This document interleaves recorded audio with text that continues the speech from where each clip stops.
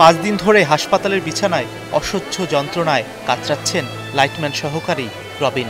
দুর্ঘটনায় আহত হওয়ার পর কেটে ফেলা হয়েছে তার বাম হাত। নিয়ম ভেঙে শুটিং ইউনিটের পিকআপে জেনারেটর সহ অন্যান্য মালামালের সাথে তাকে উঠতে বাধ্য করা হয়েছিল। এমনকি দুর্ঘটনার পর তার কোনো খোঁজ খবর নেননি নির্মাতা আর্থিক সজীব। আসি দেখি ছেলেটা ওই বিছানায় নিচে শোয়া রেখেছে। তারপরে ওই যে জামাই আছে জয়নাল, উনি ছিল, ওরা 3-4 জন আছে ওর পাশে, আর কেউ নেই। ওর মালিকের কেউ এখানে আসে নাই, একটা লোকও দেখাশোনা করে নাই ছেলেটারে হে আছে না মারা গেছে এটারও খোঁজ নেয় নাই। আহত রবিন জানান, গেল শুক্রবার ইউটিউব চ্যানেল প্র্যাঙ্কিং এর স্কুল গ্যাং নাটকের শুটিং ছিল জামালপুরে। শুটিংয়ে মালামাল পরিবহনের গাড়িতে ইউনিটে কারো যাওয়ার নিয়ম নেই, তবে নিষেধাজ্ঞা অমান্য করে 7 সদস্যকে তুলে দেওয়া হয় ওই পিকআপে। রবিন সহ কয়েকজন এভাবে যেতে না চাইলেও তাদের বাধ্য করা হয়। টাঙ্গাইলের দেলদুয়ারে লরির সাথে তাদের পিকআপের সংঘর্ষ হয়, এতে রবিন সহ গুরুতর আহত হন 5 জন।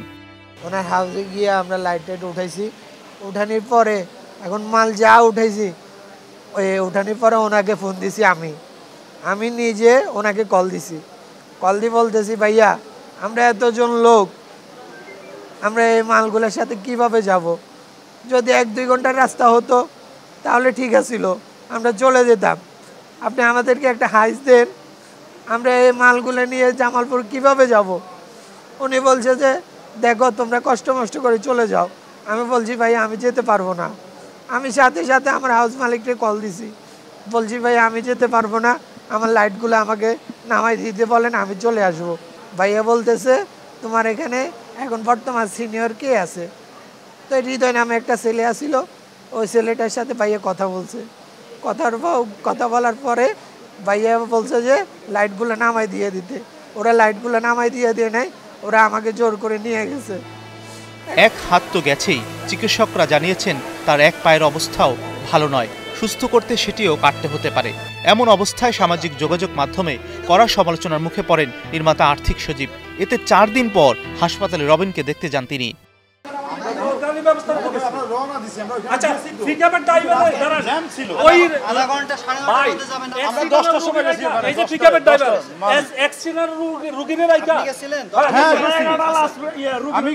যাওয়ার সময় আমাদের গাড়ির ড্রাইভার ঘুমিয়ে পড়েছিল, সেটাও অ্যাক্সিডেন্ট হইতে পারতো না, অ্যাক্সিডেন্ট যে কারো হইতে পারতো, যদিও জিনিসটা দুঃখজনক। তাই বলে এই যে এইরকম কথাবার্তা বলা ঠিক আছে, যে মারবো কেস করবো এই করবো, তাই আমি তো আমার জায়গা থেকে চেষ্টা করতেছি। শুটিংয়ে লাইট সরবরাহের দায়িত্বে থাকা মোহাম্মদ খলিলুর রহমানও দায় এড়াতে নানা অজুহাত দাঁড় করান। বাসের টিকিট করা ছিল, ওরা বাসে যাইতে পারে না। পরে যে লাইটগ্রাফার ও রিকোয়েস্ট করছে যে ভাই তাদের দরকার হলে আমি কিছু বাড়তি দিব, এখন তো একটা শুটিং ফাঁসানো যাবে না।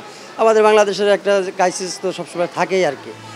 এটি প্রথম নয়, এর আগে খলিল লাইট হাউসের অন্তত 2 জন লাইটম্যান অবহেলার কারণে দুর্ঘটনার শিকার হয়ে মারা যান। এ নিয়ে ক্ষোভ জানিয়েছে লাইটম্যান অ্যাসোসিয়েশন। আমাদের আরও অনেকগুলো সংগঠন আছে, আমাদের প্রত্যেকটা সংগঠনের নিয়মবালি আছে যে কোনো প্রকার কোনো ম্যান কোনো গাড়িতে আসা যাওয়া পিকআপে আসা যাওয়া করতে পারবে না।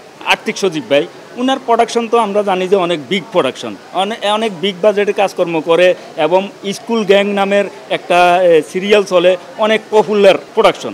তাহলে এই পপুলার প্রোডাকশনে যাইয়া এরকম পজিশনে এই লোকগুলা নিয়ে আজকাল যে এই লোকগুলা যে কতগুলা, শুধু এটা তো দেখছেন, আরও তো কতগুলো আছে, কিছু আছে শেফা মেডিকেলে, কিছু আছে টাঙ্গাইল মেডিকেলে, এক এক জায়গায়। এখন এই উনারে আমরা নিজেই আমিও কল করছি, এবং বহুভাবে আমাদের সাংগঠনিকভাবে আরও লোকজনে কল করেছে, আমাদের প্রোডাকশন টিমের সভাপতি সাহেব কল করেছে, এবং আমরা খবর পাওয়ার পরে উনার সাথে কোনো অবস্থাতেই আমরা যোগাযোগ করতে পারি না। এবং উনি ফোনটা অন করে উনি আবার কি করে ফোনটা অফ করে দেয়। যখনই কেউ কল ঢুকে তখনই ফোনটা অফ করে দেয়। 2 বছরের একটি সন্তান আছে লাইটম্যান সহকারী রবিনের। পরিবারের একমাত্র উপার্জনক্ষম ব্যক্তিও তিনি, যার কারণে 2 চোখে আধার দেখছে পরিবারটি। কি বলবো আর, দেখেন আমার ভাই, ওর একটা 2 বছরের বাচ্চা আছে, সে লাইফটা কিভাবে চালাইবো? আমরা ওদের বিচার চাই। আর কারো যেন এমন দুর্ভাগ্য বহন করতে না হয়। মুমূর্ষু অবস্থায় হাসপাতালের বেডে শুয়ে এমনই আকুতি রবিনের।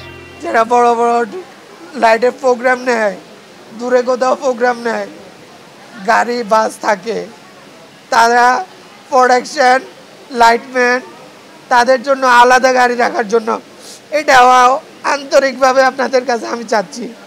এই দুইটা জিনিস যদি তারা আলাদাভাবে দিতে পারে তাহলে লাইটগ্রাফাররা সুন্দর মতো যেতে পারবে, সুন্দর মতো ডিউটি করতে পারবে। আমার ফ্যামিলি, আমার এই যে হাতটা, আমি কি করে চলবো? পর্দার সামনে তারকা নন, তবে তারকাদের পর্দায় ফুটিয়ে তোলার কারিগর তারা। তাহলে কেন এমন অবহেলা, সেই প্রশ্ন এই কর্মীর। Mazharul Islam Tamim, star news, Dhaka.